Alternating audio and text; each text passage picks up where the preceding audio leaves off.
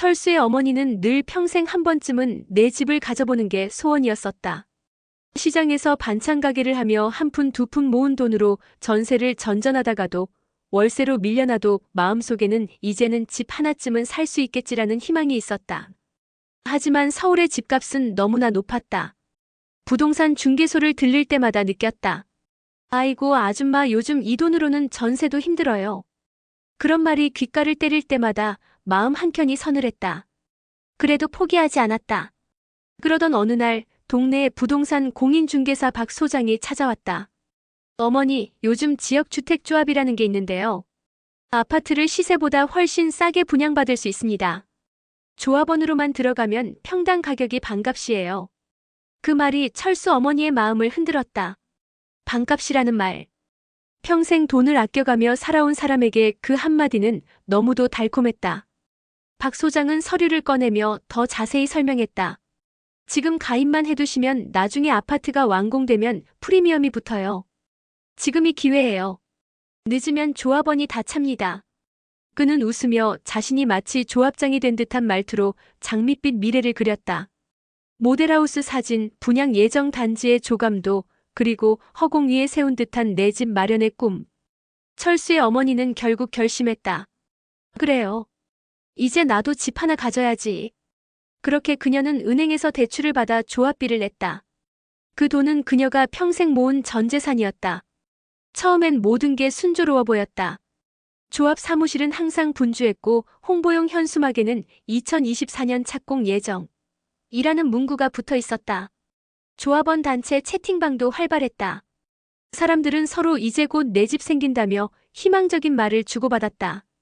철수의 어머니도 그중 하나였다. 매일 반찬 가게 일 마치고 휴대폰으로 조감도를 들여다보며 아들에게 말했다. 철수야, 저기 8층 라인 있지? 거기 조망이 제일 좋아. 우리 거기 살면 좋겠다. 철수는 그런 어머니를 보며 미소 지었다. 가난 속에서도 늘 희망을 잃지 않는 그 모습이 대단해 보였다. 하지만 몇 달이 지나자 이상한 조짐이 나타났다. 공사 예정이던 부지는 여전히 허허벌판이었다.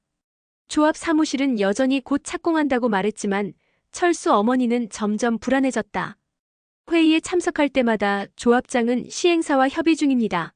토지 사용 승인이 곧 납니다라며 말을 돌렸다. 그러던 어느 날 뉴스에서 전국 지역주택조합 피해 급증이라는 기사가 보도되었다. 조합장이 잠적하거나 토지를 매입하지도 않고 돈만 모은 사례들이 속속 공개됐다. 철수 어머니는 그때부터 밤잠을 설쳤다. 조합 사무실에 찾아가 따져 물었지만 담당자는 문제 없습니다. 근거 없는 소문이에요. 라며 웃어넘겼다. 하지만 그로부터 2달 뒤 사무실 문이 굳게 닫혀 있었다. 붙은 안내문에는 이렇게 적혀 있었다. 본 조합은 임시 휴무 중입니다. 전화도 문자도 받지 않았다. 조합장, 사무국장, 심지어 박 소장까지도 연락이 끊겼다. 철수 어머니는 그 자리에서 다리에 힘이 풀려 주저앉았다. 이럴 리가 없어. 내 돈이, 내 평생 모은 돈이. 눈물이 쏟아졌다. 며칠 뒤 남은 조합원들이 모여 경찰에 고소장을 냈다. 하지만 이미 조합 대표와 시행사는 잠적한 상태였다. 통장엔 단 한 푼도 남지 않았다. 그날 밤 철수는 부엌에서 우는 어머니의 뒷모습을 보았다. 어머니의 어깨는 작게 떨리고 있었고 손에는 조합 가입 계약서가 구겨진 채 쥐어져 있었다. 엄마, 괜찮아. 다시 시작하면 돼. 철수의 말에 어머니는 고개를 저었다. 아니야, 철수야, 이제는 정말 끝이야. 그 돈이 전부였어. 우리 가게 보증금도 거기에 넣었어. 철수는 그제야 모든 걸 이해했다. 반찬 가게를 정리하려던 이유, 요즘 들어 말수가 줄었던 이유, 그리고 새벽마다 들리던 흐느낌의 의미를. 며칠 후 집에는 은행에서 보낸 대출 독촉장이 도착했다. 상환일이 지났습니다. 연체 이자가 발생하고 있습니다. 그 한 장의 종이가 현실을 더 냉혹하게 만들었다. 철수는 일자리를 구하려고 백방으로 뛰어다녔다. 어머니는 다시 시장에 나가 일하려 했지만 예전처럼 기운이 나지 않았다. 손님이 없는 반찬 가게 구석에서 멍하니 앉아있는 날이 늘었다. 사람들은 수군거렸다. 그 집 아줌마 지역주택조합에 돈 넣었다가 다 날렸대. 그 소문은 동네에 빠르게 퍼졌다. 밤이 깊은 어느 날 철수의 어머니는 옥상에 올라가 하늘을 바라보았다.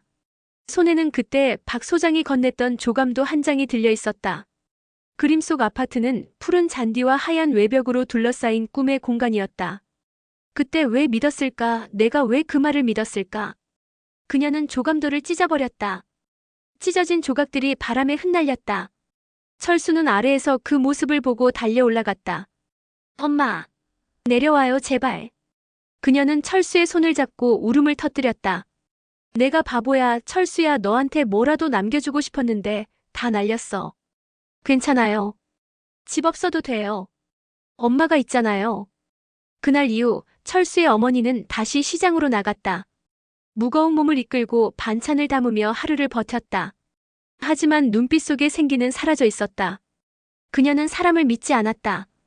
이젠 누구 말도 안 믿어. 그녀는 늘 그렇게 말했다. 하지만 철수는 알고 있었다. 어머니가 여전히 조감도를 기억하고 있다는 걸. 가끔 밤늦게 그녀는 낡은 서랍을 열어 그 찢긴 조감도 조각을 다시 맞춰보곤 했다. 그 위에는 눈물 자국이 번져 있었다. 그들의 인생은 그렇게 무너져 있었다. 단 한 장의 계약서, 단 한 사람의 거짓말, 그리고 내 집 마련이라는 꿈이 만든 함정 속에서. 그것이 시작이자 철순의 가족의 비극이었다. 어느덧 1년이 지났다. 철순의 집에는 더 이상 웃음소리가 들리지 않았다. 반찬 가게는 문을 닫았고 철수의 어머니는 하루하루 병든 사람처럼 지내고 있었다. 은행 대출 독촉은 끊이지 않았고 결국 집은 경매에 넘어갔다. 보증금은 이미 사라졌고 남은 건 빚뿐이었다. 그날 아침 이삿짐 센터 트럭이 골목 앞에 멈췄다. 철수는 낡은 냉장고와 몇 개의 상자를 실으며 고개를 숙였다. 어머니는 허공을 바라보았다. 여기서 평생을 살았는데 이제 어디로 가야 하냐? 그녀의 목소리는 마른 잎처럼 부서졌다. 임시로 옮긴 곳은 외곽의 작은 반지하였다. 창문은 반쯤 벽에 막혀 있었고 겨울이면 결로가 흘러내렸다. 철수는 편의점 야간 아르바이트를 하며 월세를 감당했다. 그가 퇴근해 돌아오면 어머니는 늘 식탁에 앉아 있었다. 손에는 여전히 조합계약서 사본이 들려 있었다. 엄마, 그건 이제 버려요. 아니야, 혹시 모르잖아. 뉴스에서 보면 어떤 조합은 다시 진행됐다던데. 그녀의 말끝에는 아직 희망이 남아 있었다. 그러나 그것은 이미 산산조각 난 환상에 불과했다. 몇 달 뒤 검찰 수사 결과가 발표되었다. 조합장은 조합원 300여 명의 돈을 모은 뒤 해외로 도피한 상태였다. 시행사 역시 서류상 회사로 실제로는 실체가 없었다. 조합원들은 한 목소리로 분노했지만 남은 것은 허탈함 뿐이었다. 법적으로는 조합이 민간 조직이라 정부가 보상해 줄 수 없다네요. 철수의 어머니는 그 말을 듣고 주저앉았다. 그녀의 손에서 계약서가 바닥으로 떨어졌다. 흰 종이는 구겨진 채 먼지 위로 흩어졌다. 그날 밤 철수는 어머니 방에서 흐느끼는 소리를 들었다. 문틈 사이로 보니 어머니는 불 꺼진 방 안에서 조용히 기도하고 있었다. 하나님, 제가 잘못했습니다. 욕심을 부렸어요. 그냥 전세 살면 됐는데. 그 목소리는 너무 작아서 들리는 듯 말리는 듯 했다. 철수는 그 문 앞에서 아무 말도 하지 못했다. 다음 날 철수는 부동산 중개소를 찾아갔다. 박 소장은 이미 사라진 뒤였다. 간판도 내려갔고 문에는 임대문이라는 종이가 붙어 있었다. 철수는 손을 꽉 쥐었다. 도대체 왜 이런 걸 믿게 만든 거야? 그는 마음속으로 수백 번 그 이름을 저주했다. 하지만 아무리 분노해도 돌려받을 것은 없었다. 그 무렵 어머니의 건강이 급격히 나빠졌다. 병원에서는 심리적 스트레스와 영양 결핍이 원인이라 했다. 철수는 병실 침대에 누운 어머니의 손을 잡았다. 엄마, 다 괜찮아질 거예요. 우리 조금만 더 버티자. 어머니는 힘없이 웃었다. 철수야, 내가 너무 미안하다. 너한테 집만 남겨줬네. 그런 말 하지 마요. 아니야. 내가 세상 물정을 너무 몰랐어. 사람 말만 믿고 그놈이 나한테 웃으면서 했던 말이 아직도 들려. 어머니, 이건 기회입니다. 그 한마디에 눈이 멀었지. 그녀는 잠시 눈을 감았다. 병실 창밖으로는 비가 내리고 있었다. 낡은 우산 하나 없이 그 비를 맞으며 철수는 밖에서 담배를 물었다. 그는 불을 붙이지 못한 채 담배를 손에서 구겼다. 며칠 후 병원비를 마련하기 위해 철수는 반찬가게 남은 집기들을 중고로 내놨다. 냉장 쇼케이스, 주방용 칼 세트, 간판. 그것들은 어머니의 청춘이 깃든 도구들이었다. 물건들이 하나씩 사라질 때마다 어머니의 눈빛도 조금씩 흐려졌다. 엄마, 이건 그냥 물건이에요. 아니야, 저 냉장고는 내가 초등학교 다닐 때 샀던 거야. 그때 처음으로 반찬 가게가 잘 돼서. 그녀는 말을 잇지 못했다. 철수는 그 냉장고를 싣는 트럭을 바라보다가 눈을 돌렸다. 그리고 어느 날 경찰서에서 연락이 왔다. 피의자 박모 씨를 검거했습니다. 철수는 곧장 경찰서로 달려갔다. 하지만 들은 소식은 허무했다. 박 소장은 이미 대부분의 돈을 해외 계좌로 빼돌렸고 조합 재산은 사실상 회수가 불가능했다는 것이었다. 그럼 피해자들은요? 배상받기 어렵습니다. 조합 형태라 법적 구속력이 약해요. 그 말에 철수는 주먹을 꽉 쥐었다. 눈물이 차올랐다. 그런데 그 사람 아직도 웃고 있더라고요. 자기 말로는 투자 실패일 뿐 사기 아니다래요. 철수는 그 말을 듣고 자리에서 일어섰다. 몸이 떨렸다. 집으로 돌아와 어머니에게 소식을 전했다. 잡긴 잡았대요. 근데 돈은 못 돌려준대요. 어머니는 조용히 고개를 끄덕였다. 그래도 잡혔으니 됐지 뭐 이제 조금이라도 벌 받아야지. 하지만 그 말에는 어떤 감정도 담겨 있지 않았다. 이미 모든 걸 잃은 사람의 목소리였다. 그해 겨울 반지하 방의 보일러가 고장났다. 찬바람이 들어오자 어머니는 담요를 덮고 누워 있었다. 철수는 작은 전기 히터를 켜놓고 그녀 옆에 앉았다. 엄마 따뜻하죠? 응, 따뜻하네. 철수야, 나중에 꼭 집 사라.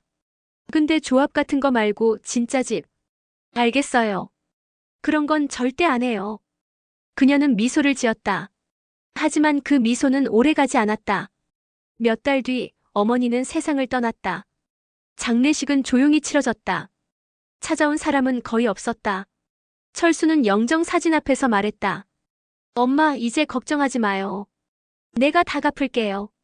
그 후 철수는 낮에는 배달 일을, 밤에는 편의점 아르바이트를 했다. 빚을 갚으며 하루하루를 버텼다. 가끔 길거리에서 지역주택조합원 모집, 이라는 현수막을 보면 그는 발걸음을 멈췄다. 또 저렇게 속아 넘어가는 사람들이 있겠지. 그는 피식 웃었다. 시간이 흘러 몇 년 뒤 철수는 작은 원룸을 얻었다. 벽에는 어머니 사진이 걸려 있었다. 그는 그 사진 앞에 앉아 말했다. 엄마, 나 이제 조금씩 괜찮아지고 있어요. 아직 빚은 남았지만. 그는 잠시 말을 멈췄다. 눈을 감으니 어머니가 반찬 가게에서 웃던 얼굴이 떠올랐다. 밖에서는 봄비가 내리고 있었다. 철수는 창문을 열었다. 차가운 공기가 들어왔다. 그는 어머니가 남긴 유품 중 하나를 꺼냈다. 찢겨진 조감도의 마지막 조각이었다. 그 위에는 행복주택, 당신의 꿈이 이뤄지는 곳이라는 문구가 흐릿하게 남아있었다. 그는 그것을 조용히 쓰레기통에 넣었다. 이젠 꿈이 아니라 현실을 살 거야. 그날 밤 철수는 처음으로 푹 잠들었다. 그의 꿈속에서 어머니는 미소를 짓고 있었다. 그리고 멀리 찢겨진 조감도 위로 햇살이 비치고 있었다. 하지만 이번엔 그것이 거짓이 아니라 진짜 새벽의 빛이었다.